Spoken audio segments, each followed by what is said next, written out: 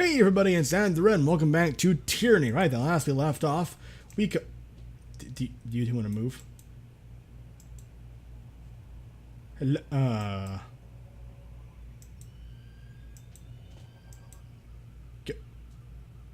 oh, it's paused. I'm an idiot. Oh, that makes sense. Right, okay. Oh, right. Last we left off, we completed the conquest tutorial and the combat tutorial. I believe we're going this way? The southeast. Yeah, okay.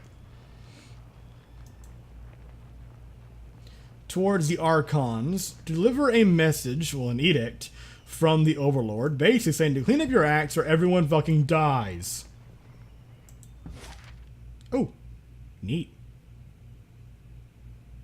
Okay, yeah, so this is the Edgering Ruins.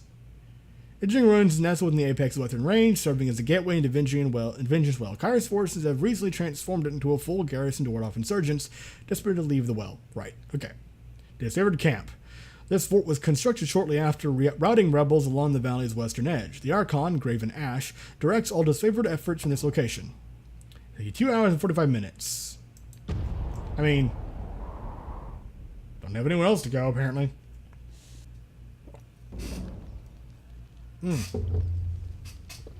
Okay. The fuck's... Oh, good. What's this? We can see other these your wares. Hail, Fatebinder. The disfavored scout nods at your approach. Camp's not up ahead. Don't mind us. Just clear out the rabble. Sterling Hagnon. I still don't understand what I've done to offend. I respect that these are now disfavored lands, and I'm happy to give the Legion a proper toll, but she's going on about trading rights. What nonsense is that? I'm not allowed to trade one thing for another? It's not like I'm selling weapons to angry peasants or anything like that. You're on disfavored land. These warriors have every right to kill you. You should be more thankful they're even listening as you speak. The Overlord regulates all trade. If you lack proper permits, your goods are forfeit. Yeah, we're kind of on the illegal side here, so yeah, let's just say it as it is. Try to be impartial where I can be. A trade permit? Well, how was I mean, to whom would I speak for such a thing? Not us and not our problem. Maybe march your butt at a bastard city and plead your case before Tunon. But we'll lighten your burden and relieve you of your wares first. That should make the long trek a bit more bearable. I'm about to say something really cool. I doubt it.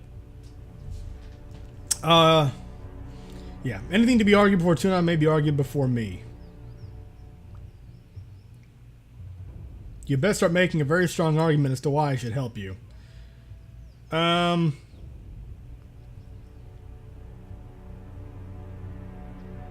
mean, some of this sounds a little bit uppity, but sure. I don't know. What's there to discuss? We should kill this mongrel. The warrior pauses, placing her hand in front of her mouth. If the Fatebinder wishes to weigh in on the matter, a courtesy demands we listen. The soldier clears her throat, looking at you expectantly. This is a disfavored matter, but I know the agents of the court do so to throw their judgments around. Okay. Oh fuck. Well, you could rob me now and have my supplies today. The merchant grabs a flask from his cart. Or you can leave me alive and have fermented honey all year long. I even know a few family recipes for painkillers and healing drafts. Certainly any army will need those.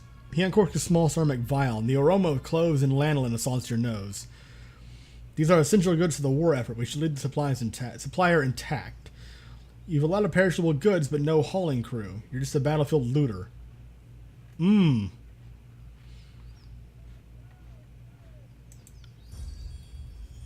I got the favor back. Some of it anyway, I guess.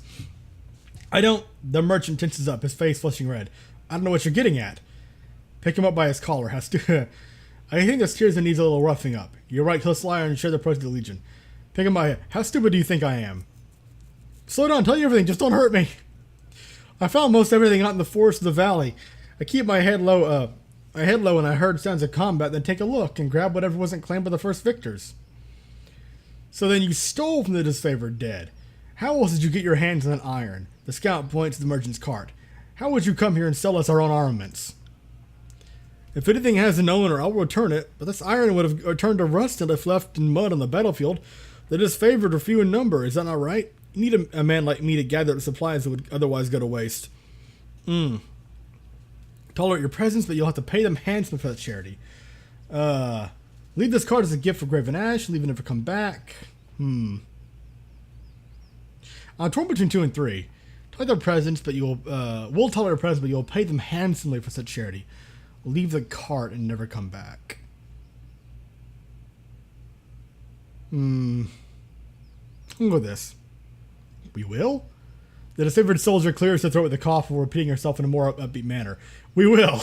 It sickens me to make exception for this vulture, but if you'll supply the disfavored without profit, perhaps this indiscretion is for the best. It's not like our larders are overflowing. A work slave to scrounge provisions will be an asset. Lethian's Crossing. Thank you for insisting on my behalf. I know my life will now depend on showing the disfavored due gratitude for suffering my presence. If I must grovel a bit to earn my daily grain, so be it. Yeah, good man.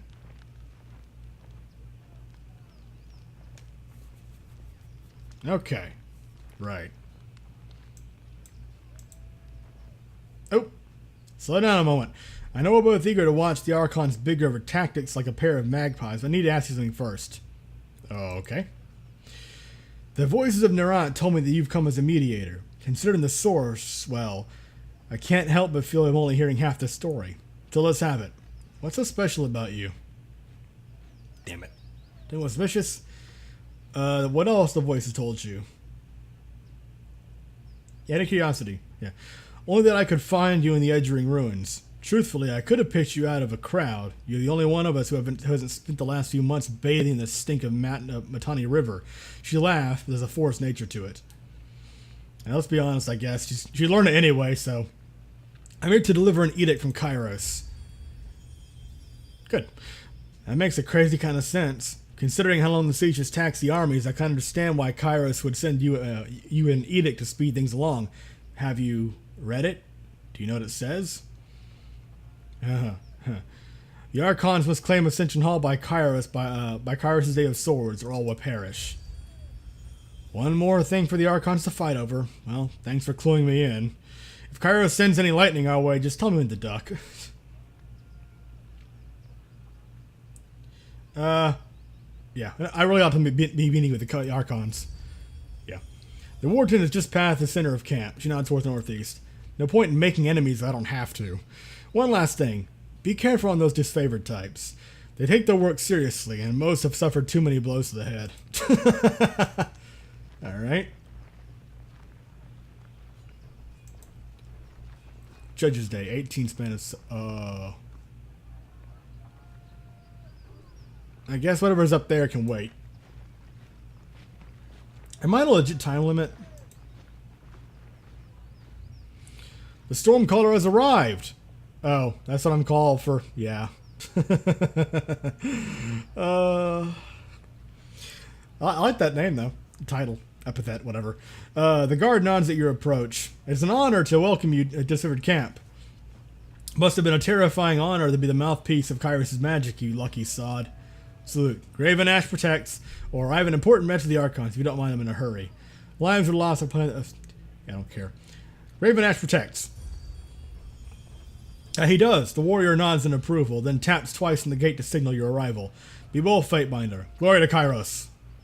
Glory to Kairos. Addendum added. The Conqueror's will. Right.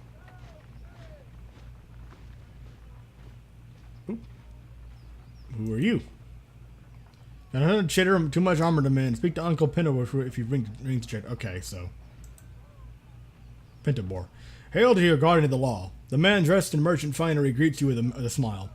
If you have a few excess rings weighing you down, best unburden yourself before battle. You know that if the disfavored suffer a merchant... Oh, and there can't... That must be a man selling one of the finest provisions and armaments. He points to his collection of shields, rations, satchels, wineskins, and other sundries. Take a look and see if something interests you. Standard inspection procedure. He hesitates, then corrects the welcoming smile. Of course, by all means, I have nothing to hide. He makes a show of removing a crate's lid and showing off his wares with an open palm. His supplies are all perfectly ordinary. You see nothing out of place or unauthorized by his mercantile license. No, okay. Everything seems in order. I'm not gonna fucking mess around. Everything seems in order here. I'm glad to hear it. There isn't a temptation in the world that would steer me from the good favor of Tunon or Kairos. Right. How did you come to work with the disfavored? Hard work and good suppliers. When Tunon's men came to my village, all the merchants were given different lists of what they were or weren't permitted to trade. He smiles, hand on hips. In Kairos' wisdom, my record must have been a good one, because I was given the right to trade in all manner of goods. Most importantly, arms. Not a lot of merchants can legally sell weapons. It was like that even before Kairos.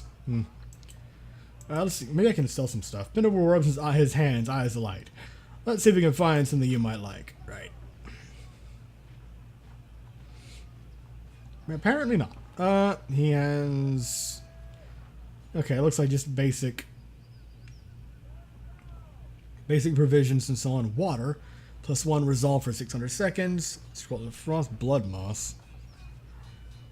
Camping supplies. That could be very useful. A bundle of sundries including linen, tarps, hemp rope, flint, hardtack, lantern oil, and other tools and supplies needed to build a proper shelter from the elements. Okay, well. I might come back to the shop off camera and do like that kind of stuff without, taking up time, and try to leave most of the videos towards, interactions and so on. Stuff that's interesting or interesting-ish.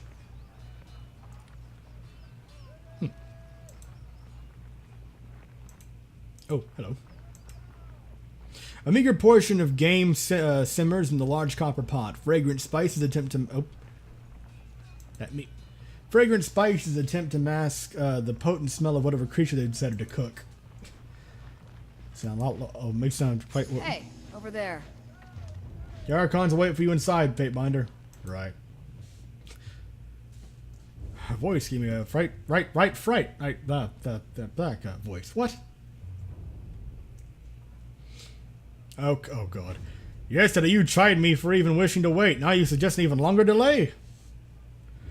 Perhaps the voices in your skull ought to come to a consensus if you wish to be taken seriously. Good advice is flexible, changing with the moment. Besides, now we're agreeing with yesterday Today you should be happy. We know you hate going into battle with that overwhelming odds on your side. If you're so terrified of a challenge, why not wait for your reinforcements? I don't need your heckling, I need your scouting reports. Or better yet, confirmation you quelled the Oathbreakers in the Outer Valley. Oh, that? We will solve it in our own time and way. We must make at least a token effort to show them mercy, after all. Mercy? They have already shat upon our mercy once before. These gutter-born South Knobs deserve nothing better than death. Oh, calm down now. We must leave something to rule. Or have you forgotten Kairos' orders? Patience, old chum. Okay.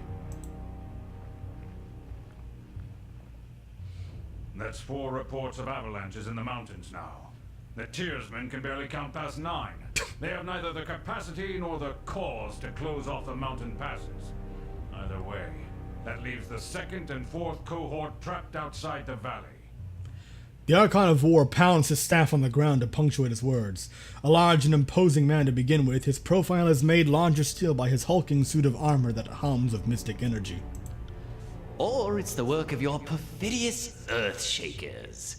Only a fool would not suspect a traitorous Archon of poisoning the mind of his students with sedition. We would have killed the Earthshakers Guild for their master's treachery, but I'm sure you have some perfectly valid reason for allowing them to live as your pawns. I like his voice. I like it a lot. The Archon of Secrets passes a scepter between his hands as he speaks, twirling the rod in hypnotic circles. You hear the voices in your head. Well, hello there, Fatebinder. We'll be with you in just a moment. Oh, that's cool. Emerald luminescence seeps from the seams of the Archon's ragged red robes. The glow is most noticeable where his neck ought to be. His mask seems to float and spin, never pivoting or bending naturally. Hey, watch yourself. When these two get going, you don't want to get between them. Verse whispers fearfully as she beholds the Archons.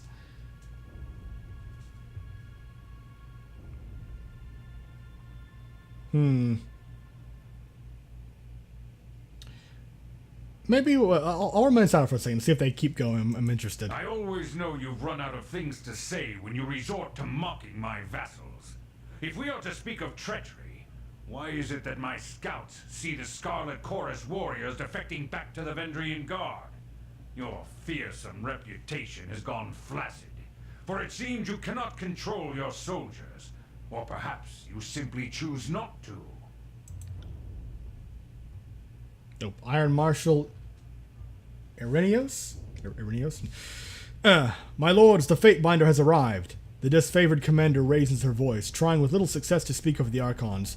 Perhaps we should table this discussion and let our guest speak. Speaking of strategic failures, who was it that insisted the valley would need only a token garrison? For some strange reason, we can't seem to recall which balding halfwit grossly underestimated the enemy. Thoughts?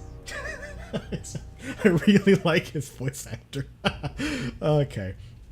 The Archon of Secrets twirls his scepter in twisting loop, his leather-wrapped hands flipping the heavy rod with an effortless flow. Can you hear us, Fatebinder? Cough, we have your attention. And I thought you had left agents within these Tearsmen when they surrendered. Either you failed to see this coming, or you knew and let it happen. Incompetent or in cahoots, either way, this mess has your filthy stink all over it. The Archon of War lurches forward, resting his weight on his war maul as blue luminescence crackles around his armor. We look forward to seeing you explain to Tunon why the Archon of War could not close the vice on this trivial little insurgency. When we are crowned the ruler of the Tears, we shall have this place renamed to Ash's Folly. That's good, I like him. I like him even more now. Tunon, right. Tunon the Adjudicator is the Archon of Justice, ruler of the conquered realms and arbiter of disputes. Oldest of the Archons sent to conquer the Tears, Tunon speaks with Kairos' authority. His true appearance remains hidden behind an iron mask, the face of judgment. Tunon is an impartial, sober creature, wholly obsessed with justice and order. Though assumed to be a powerful combatant, Tunon rarely strays from his throne room, entrusting his court of Fatebinders to act as his eyes and ears, as well as judges, juries, and executioners. Neat. Go away. The voices do not toss and scepter into the air, catching it as it descends back down. Good, good. Now pay attention, you might miss something. Okay. If I could trust the information I get from you and your conscripted mouth breathers, perhaps I'd order my cohorts around a bit more aggressively. But last time I trusted your all-clear report, my troops failed to come home. I'm curious. The reason I'm going along is I'm curious to see what exactly the voice in Nart here is getting at. Oh, Ash, old boy. If you're going to have a little sob every time one of your nieces or nephews dies to the Tearsmen, perhaps we should have Siren sing you some calming lullabies to help you cope with your grief. Who now? The Archon of Song and the youngest Archon sent to conquer the Tears. Young and inexperienced, Siren is sworn to the voices of Nerat, who uses her powers of charm and manipulation to swell the ranks of the Scarlet Chorus with volunteers. The Archon flips his scepter 3 times around, humming gleefully. Take care that you don't learn too much, Fatebinder. An excessive knowledge of curiosity even can earn unwanted attention. Hold your tongue! I will not have you denigrate the honor of our fallen brethren. The commander's hand moves to the hilt of her blade, and the weapon stays sheathed.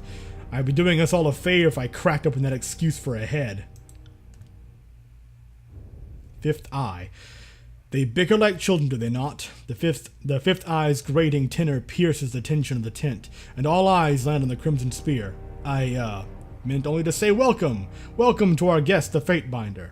The armored retainer bows with rushed inelegance, then rises to a salute, and not a moment too soon. Did I give you permission to speak? The Archon of War turns to you, his blue eyes wide with anger. The many portraits you've seen depict Graven Ash with a stern, unamused countenance. He is even more taciturn in the flesh. Damn it. Bow to the Archons, apologies for the sudden interest. I've traveled long to be here. Or glare silently. You know what? Especially this asshole here. You two have kind of earned this. Stormcaller, it is an honor to have you with us. I would imagine you are here with another of Kairos' edicts. Perhaps another catastrophe that will punish our foes for hiding behind their walls? It's a punishment, all right. My soldiers tell me you helped Commander Drotus on your way through Edring. You honor the court with your selfless cooperation, for that is the sort of camaraderie that Kairos demands of us all. Kind of hypocritical coming out of your mouth right now, isn't it, Ash? On the last of his words, the Archon of War glares at the voices of Nerat, furrowing his brow as he utters the word camaraderie. Yeah, neither one of you can say that. Don't act like you're high and mighty here, you pompous bitch. I require no thanks for doing my sworn duty. I come bearing an edict of Kairos. Honored to be here. Are you all done bickering? I come bearing an edict of Kairos. Yeah, let's just get straight to the point. Seemed only yesterday you were proving your worth in battle, assisting my warriors in the siege of the bastard city.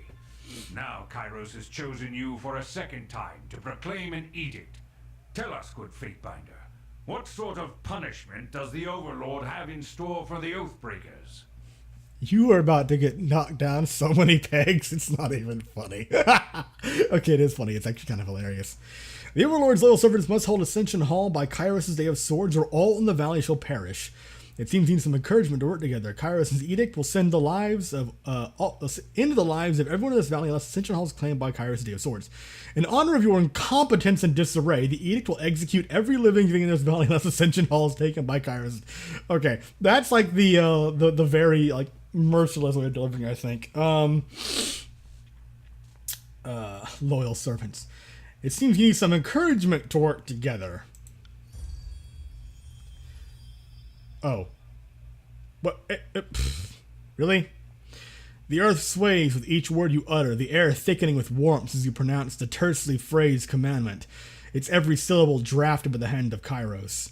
With the edict proclaimed, your pulse quickens, and the muscles in your legs, worn from a long trip in the mountains, feels renewed, the tired limbs now nearly buoyant with vigor.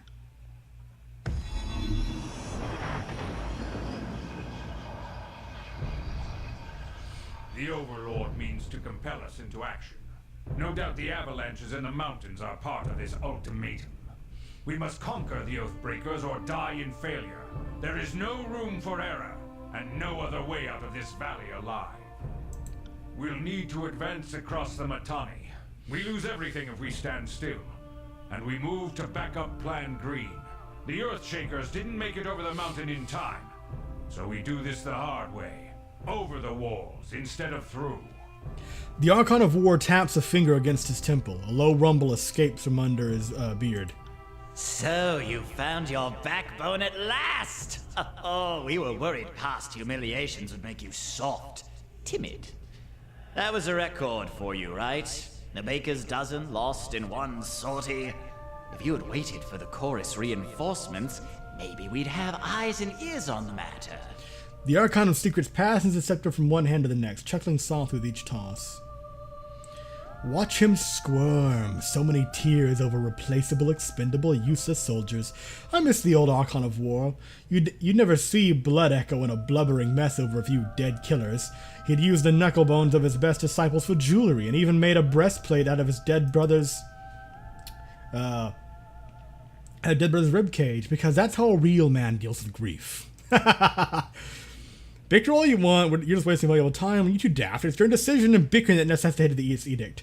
Learn to work together, we're all doomed. They call you Archon of Secrets, but you certainly don't seem to know anything remote. Oh god, no, I'm not antagonizing him even more. Learn to work together or we're all doomed. The Fatebinder is right. We're acting not as leaders, but as children. I've no time for your foolish japes and petty taunts. We should focus on the objective at hand, and that is taking the Mittani River, and then advancing to Ascension Hall and ending this edict. And that's enough talking, there's work to be done. Our lives hang in the balance because you two bicker like children. Now go with all this problem you've started. No more sitting idle. I expected his favor to be marched at once. Done acting no. No more sitting idle. I expected his favor to be in the march at once. You've delivered your edict. Do not pretend it gives you the right to give orders to an Archon. My lord, Barak and his band have been drilled on the Echo Hall assault plan. The Crescent Runners should be briefing him as we speak regarding the latest enemy movements along the river. I will dispatch him at once. The Iron Marshal salutes, clapping her gauntlet to her breastplate. Barak? Though you know him only by name, Barak is a commander of the Stone Shields and well regarded by the disfavored High Command. Okay. And I will ensure the chorus stands ready to march. If the disfavored can take the river, the chorus has the manpower to secure the outer ring of the valley. Our soldiers clamor for battle, and at last we shall have it.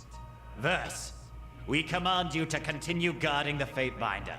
Tunan's Chosen is our honored guest, and must be shown our finest hospitality. Oh, thank you. I won't let you down, boss. She'll get through the campaign in one piece, as long as she doesn't do anything too stupid. Don't put all your eggs in my basket. The Archon twirls his scepter one last time, then taps the fifth eye on the shoulder, and the two depart. Suit yourself, Fatebinder. The more you ignore us... What? Was I accidentally ignoring someone? I thought I was... Whatever.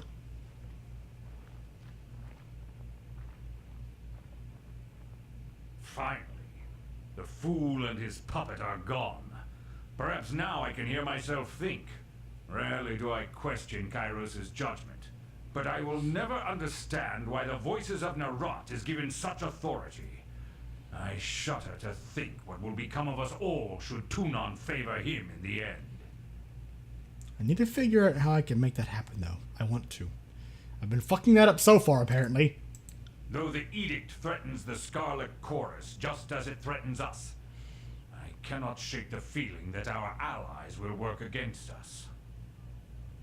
Yeah, but can you be trusted not to work against them as well? Now, if you'll leave me be, I have a battle to plan. I imagine duty requires you speak with the chorus further, but if I can convince you to lend a hand, most of my legion is trapped beyond the mountains, so I'm in need of an added sword or two. If you wish to be counted amongst the glorious, speak with the Iron Marshal. She will direct the order of battle until we are ready for the final push into the Citadel. I'm short a few scouts, short a few soldiers, and short a few everything. I'm sure my brethren will be grateful for the assistance of a skilled outsider. What of the Scarlet Chorus? How will they be helping? I ask myself that question often. While we take the river crossing, the Scarlet Chorus should be using their sizable presence to remove the Oathbreaker patrols lurking in the outer valley. Okay. The Oathbreakers have maintained a sizable force outside the Citadel.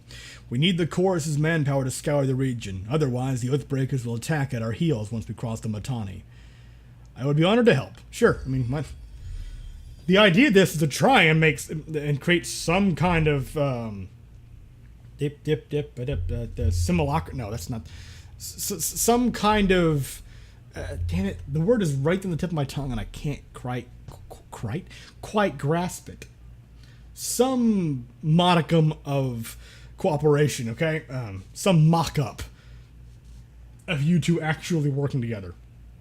The Iron Marshal salutes Grave and Ash and turns to leave the tent. I will be at the training grounds, readying the soldiers. Find me there when you are ready. She pauses, clearing her throat. And though I am loath to mention it, the chorus can likely use your assistance. They certainly won't secure the outer valley on their own. Fifth Eye will be somewhere in that rat's nest they call a camp due east. Seek him out if you must.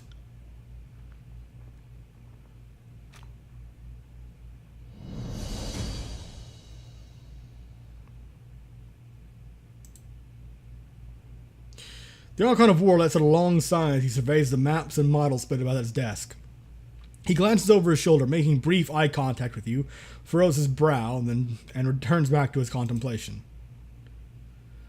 The missive said the Stormcaller was coming. Seems I was a fool to think you'd bring an edict that would pulverize and punish the Oathbreakers. Let's see if there's anything interesting we can do here. I do not have much patience left for words, but I will not turn away an honored friend. You have been a trusted ally in the court since the early days of the conquest. Least I can do is spare you a moment of my time. What is on your mind?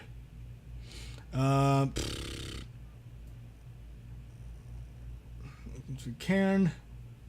The late. Did he die? This is all interesting. So let's start from here. Your regiment here in Ventrian's Well is small, even by disfavored standards. This conquest has spread us thin. Every league we conquer must be held. I issued the call to assembly, but most of the cohorts remain trapped across the mountains. No bother. Won't be the first time I've had to do much with little. Okay. Yep. Oh.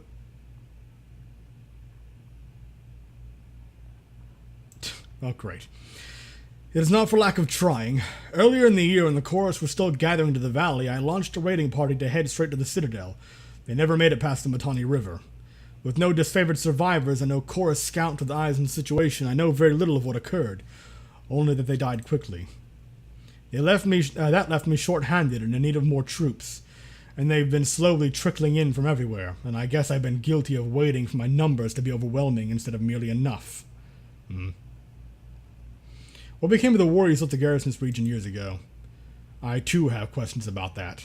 The Archon inhales sharply, his posture becoming defensive. His cold blue eyes stare at you with an unblinking intensity. I have reason to believe that when the garrison was taken, the disfavored were slain, not by the Oathbreakers.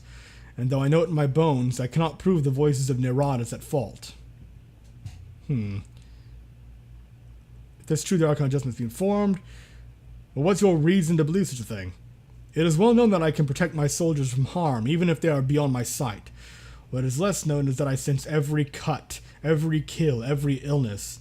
No harm to my soldiers escapes my notice.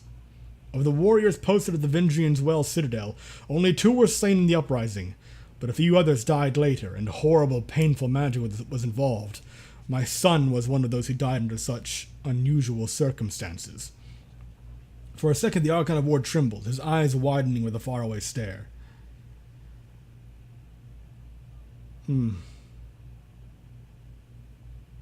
Have you claimed, killed? The Tearsmen have customs against killing prisoners. I'd expect your warriors to be slain in the heat of battle, but not after. Do they? I suppose I am guilty of paying little heed to what these hill folk believe. This makes it all the more troubling that they died when they did. I need to consider what you have told me. Let us speak of something else. Right. What about Karen? Oh, god damn.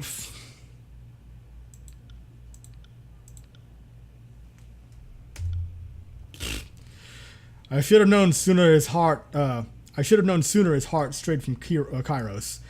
I needed to split our forces, send him to Azure while I tackled Stalwart, but that was a mistake. Without me looming near, he must have felt free to live out his traitorous dreams. Why do you think he turned against Kairos? Karen only served us because death was the alternative. He did not admire the unity and progress that Kairos brings. While I suspect that Chorus agents may have whispered treachery in Karen's ears, I think it wholly possible Karen fell into disloyalty by his own volition. What about his disciples? Karen's chief disciple Radix now speaks for the guild. It is true that my warriors are a bit apprehensive about our magical allies. Many suspect Karen's treachery was taught to them, but I have vetted the guild, pruned whom I do not trust, kept those I can. Okay. How did this antipathy with the voices in Nerad begin? Yeah. Our rivalry is an old one. The voices of Nerad served Kairos before I did, and I believe he hates me for being of roughly the same status in the eyes of the Overlord, despite being the younger Archon selected to lead an army through the tiers. The Archon furrows his brow, grumbling softly as he stares. This war seems to have brought out the worst in us. We've disagreed on strategy at every turn. You think his madness is something as trivial as envy? That's a bit self-absorbed. I'll just leave. For the glory of Kairos, the Archon of War taps the haft of his maul to the ground for emphasis and turns back to his maps. Right. Let's go.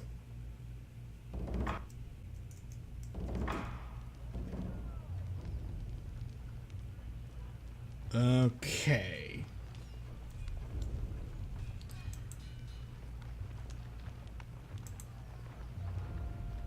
So an exploring of the camp, I guess. Nothing really here.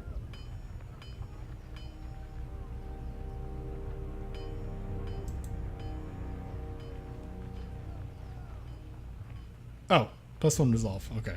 What about you? Stance seeking sheath, 10 accuracy. Oh, okay. So there you are. Where a bit? Are they further up the way here then? Maybe. Also, Civius, Lucia, Marcus. Okay, so these are people. Pentabor. What are you? Fatebinder Jura Matol, am I right? I am Civius, commander and third generation disfavored. Specifically, I am Civius the Younger. Some folks can't keep track.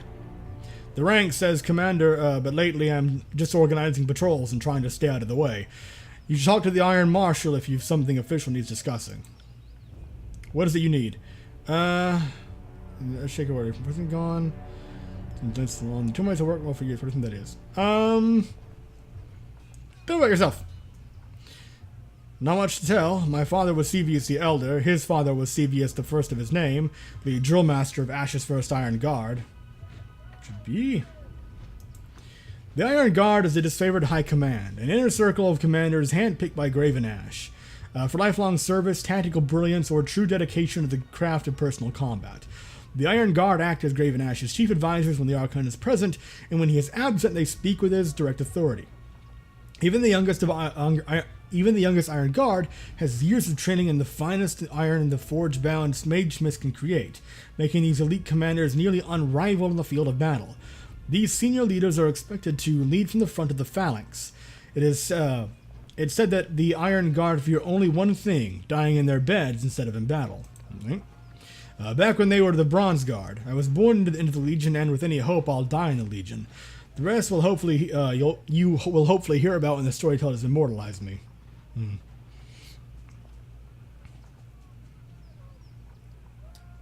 You should be proud of your pedigree, sure. Thanks, but I try not to think about it too fondly. If anything, every time I screw something up, I wish I wasn't dragging the family name through the mud along with me. Yeah. Well, his day and age was a century ago, and they didn't have Kairos' modern luxuries like iron. So back then, the great General's Inner Council was known as the Bronze Guard. Okay, anything else? Oh, it's the first one, but apparently they're trapped behind the mountains or something, right? I'm afraid so. Radix, the head of the Earthshakers, was supposed to arrive with a group of his most competent spellslingers to help break the stalemate. I don't know what's holding up their arrival, and that worries me. If you were at all inclined to lend a hand, we could use some arcane support on our side. Well, I'm not really, but that just sounds terrible, but I have other oh yeah. And here I was under the mistaken impression you would come to break the siege. Only the mistaken. Oh, shut the fuck up.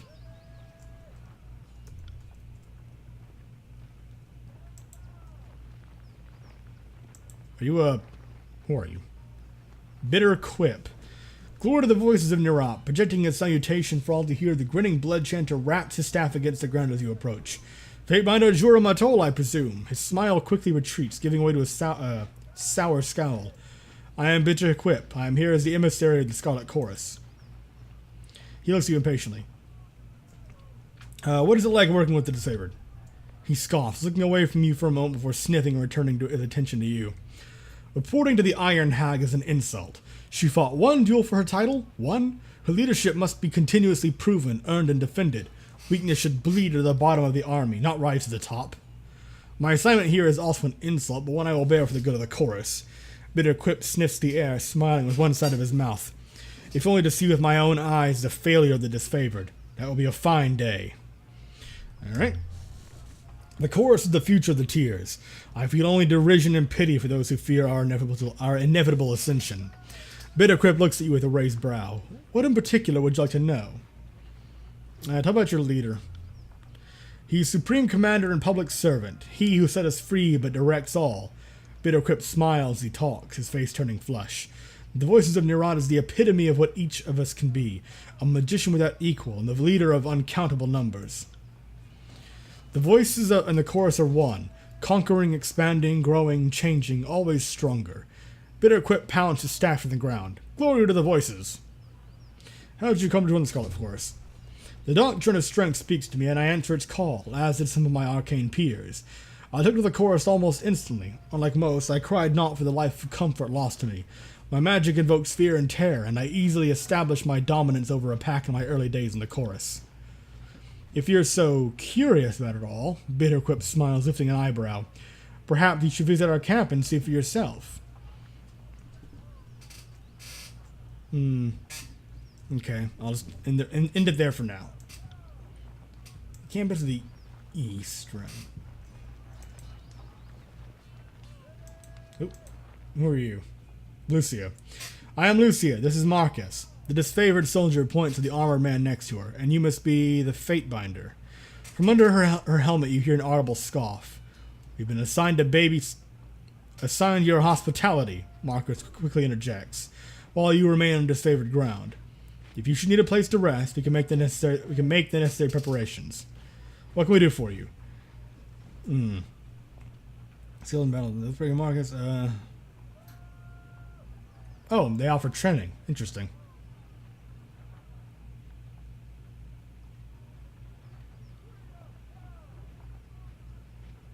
Okay. Right. Marcus, tell me about yourself. Not sure there's much to tell you. I trained at Fort Resolution. This is my first campaign, and I'm proud to be with the Legion. I was wounded at the Gates of Judgment, but Graven Ash's protection mended me good. I owe my life to him. Are you bragging that you let your guard down and took a spear to the gut? You really shouldn't boast about a filthy tearsman besting you in battle. Lucia rolls her eyes. You're just bitter that Lord Ash never seems to notice you. Ooh, Senpai doesn't notice him. Or her. In all seriousness, I would take that spear again if it brought honor to the disfavored. Kairos knows we could use it. We are the elite fighters of the Northern Army, but somehow we still lack the Overlord's confidence. He shakes his head and sighs. What about you, Lucia? I do this. She unenthusiastically lifts up her heavy shield. And I do this. She mockingly stabs the air with her spear. Lucia shrugs. Playing host is not my strong suit. I like her. Ignore my sarcasm. I've seen the Legion through my share of the campaign. After so much bloodshed, our pretenses of honor can wear me down. She turns a cautious eye your way. The North is my home, and I consider each and every one of the ironclad bastards in this camp to be my family. You won't find another army where each member of the phalanx is as beloved and cherished as the next. You seem handy with a weapon, Lucia. I'm handy in lots of ways, believe me. She winks. Are you coming on to me? I might not mind that. Weapons, though. You could say I know what I'm doing. Lucia, are you flirting with Tunon's Fatebinder? She just says yes, I won't mind. Relax, Marcus. There are plenty of camp slaves if I ever need to scratch an itch. Although, through the visors of her helm, you notice Lucia's eyes roving up and down your body. If you ever need someone to warm your bedroll, let me know. I sleep in my armor. Hope you don't mind. Okay. However, your skills in battle fared against the Oathbreakers, Marcus. Every battle is a reminder of the Legion's superiority. The Oathbreakers have plenty of heart, but nothing to beat on Northern values and Graven Ash's love. If you ever want to enjoy that feeling, I can spare you the time of day to cross iron. What's it like serving with the disfavored? In spite of our name, the Legion commands more honor than any military in the face of Tyrannus. Unlike the chorus, there is tradition, discipline, teamwork, and unity of purpose. Marcus looks across the camp. There aren't many of us, but it's better that way. We're a tightly knit family bound together by trust and glory. Accurate enough, Lucia shrugs. After seeing the disunity and bickering of the younger realm defenders, I feel lucky to be in the most agreeable legion of Kairos' host, even if we're not always the most efficient.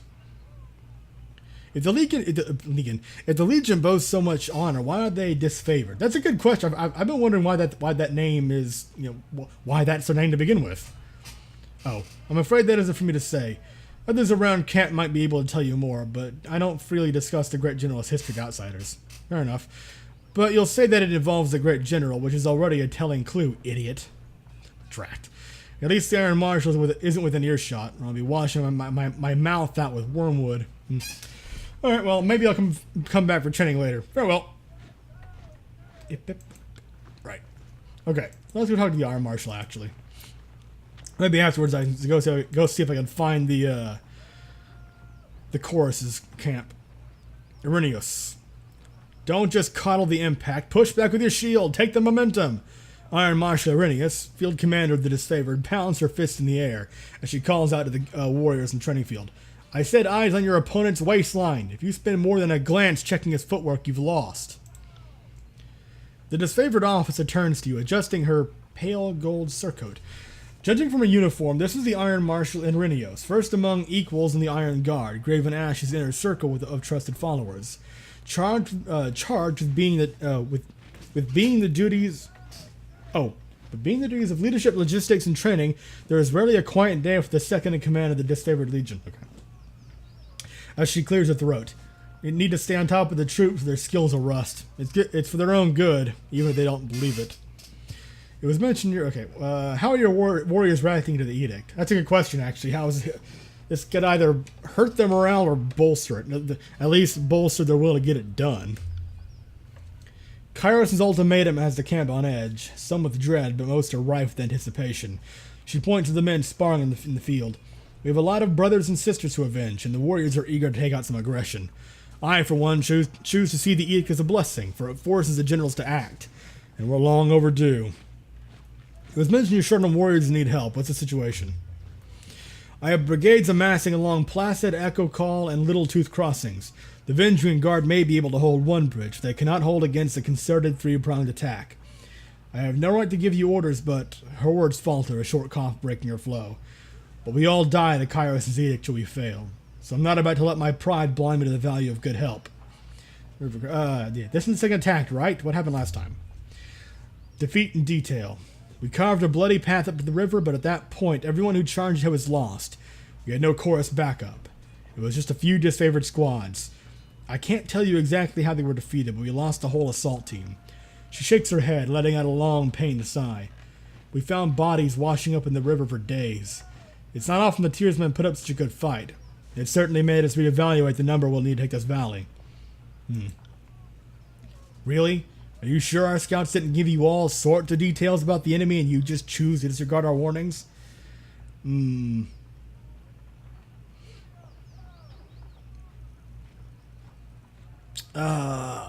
going to try and play in the middle here, and then neither one of them might like it. We can pass out blame after the war. Only the Oathbreakers matter now. Quite right. Getting our emotions into the mix won't hasten this campaign. Okay, I will assist. Yeah. Then our plan might work. The Iron Marshal lifts her gauntlet close to her face, shifting her eyes from you to the metal articulations. We are loath to work with those who do not share our training and our values, but we know that Tunon the Adjudicator selects only the most capable minds for his court, and I trust you will honor us all in the field. Antiel will be leading the charge at Echo Call Crossing. Assisting you will be Barrack of the Stone Shields. She points to a heavily armored soldier standing sentry at the edge of the training field. Before you ask, no, the Forge-bound weren't sloshed on Dappleseed when they fitted his armor. He survived the full force of the Edict of Storms, and this armor doesn't exactly come off. Tactically, it's quite brilliant, but otherwise, it's something of a curse. Wait, what?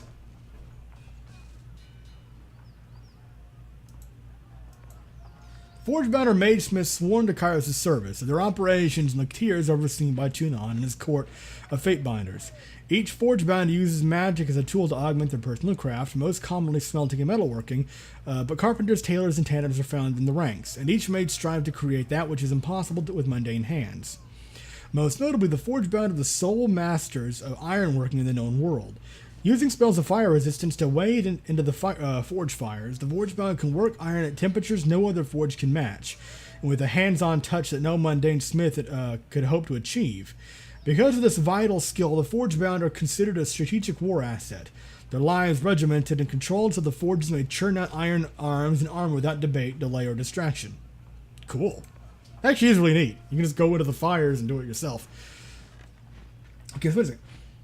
He survived the full force of the Edict of Storms, and this armor doesn't actually come off.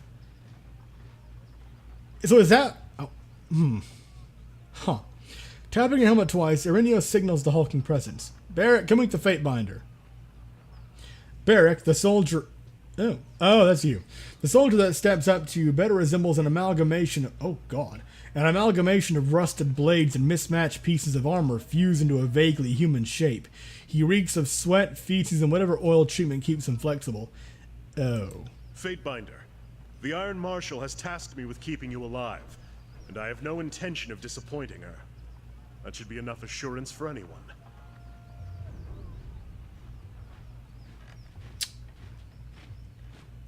Nod silently. Sure.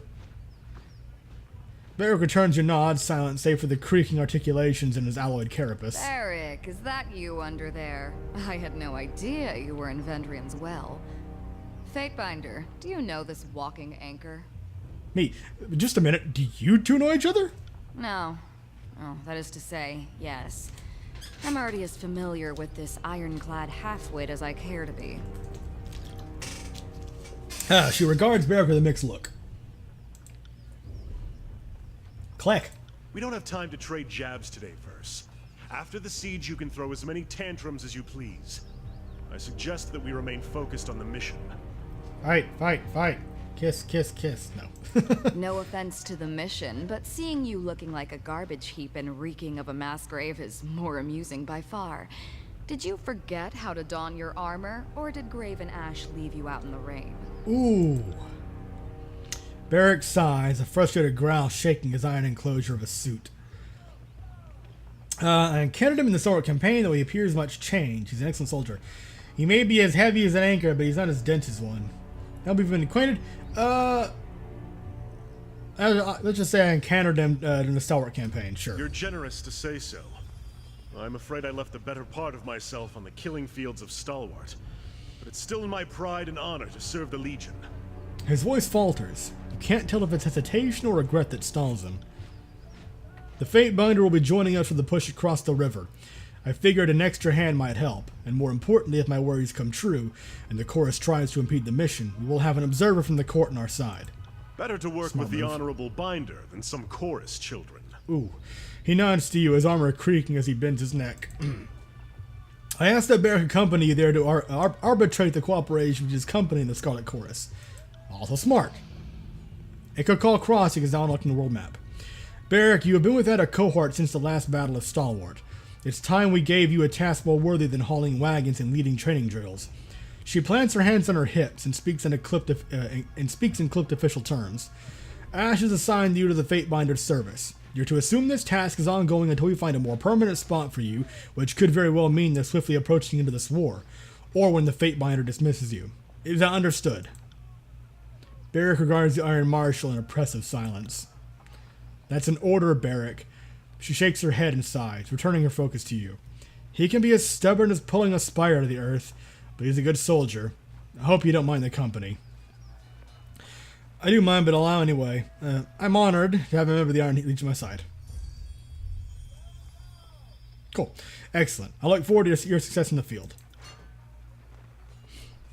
Okay. Neat. Right. There was also...